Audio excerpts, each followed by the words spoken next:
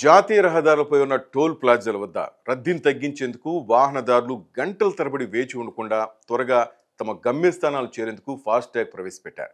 ఫాస్టాగ్లో balance ధృవీకరణకు సంబంధించిన రెండు కీలకమైన మార్పులతో ఎన్పిసిఐ టోల్ నిర్వహణ కోసం మార్గదర్శకాలు తీసుకొచ్చింది. ఈ ఫాస్టాగ్ విధానంతో డిజిటల్ ట్రాన్సాక్షన్స్ విధానాన్ని కూడా ప్రోత్సహించబడుతుంది. అయితే ఫాస్టాగ్లో కొత్త రూల్స్ వచ్చాయి. ఫిబ్రవరి 17 నుంచి ఈ నియమాలు అమల్లోకి వస్తున్నాయి. వాస్తవానికి ఫాస్టాగ్ బ్యాలెన్స్ ధృవీకరణకు సంబంధించిన నియమాలను national payments corporation of India అమలు చేస్తోంది. నూతన నియమాలకు తెలుసుకోకపోతే అదనపు ఛార్జీలు కట్టాల్సి వస్తుంది. టోల్ ప్లాజాకు చేరుకున్నప్పుడు ఫాస్టాగ్ బ్లాక్ లిస్ట్ లో ఉండకూడదు. లావాదేవీ రిజెక్ట్ అయితే రెట్టింపు టోల్ చెల్లించాల్సి ఉంటుంది. అంతేకాకుండా టోల్ ప్లాజాకు చేరుకోవడానికి ముందు 60 నిమిషాల కంటే ఎక్కువ సమయం ఫాస్టాగ్ బ్లాక్ లిస్ట్ లో ఉంటే, అది తెలిసి కూడా 10 నిమిషాల పాటు బ్లాక్ లిస్ట్ లోనే కొనసాగితే పేమెంట్ రిజెక్ట్ అవుతుంది. అందుకే ఎప్పటికప్పుడు మీ ఫాస్టాగ్ ను చెక్ చేస్తూ ఉండండి. ఫాస్టాగ్ బ్లాక్ లిస్ట్ లో చేరడానికి 60 నిమిషాల ముందు లేదా టోల్ దగ్గర స్కాన్ చేసిన 10 నిమిషాల లోపు, అంటే మొత్తం 70 నిమిషాలు రీఛార్జ్ చేసుకోవాలి. ఇలా చేస్తే లావాదేవీలు సక్సెస్ అవుతాయి.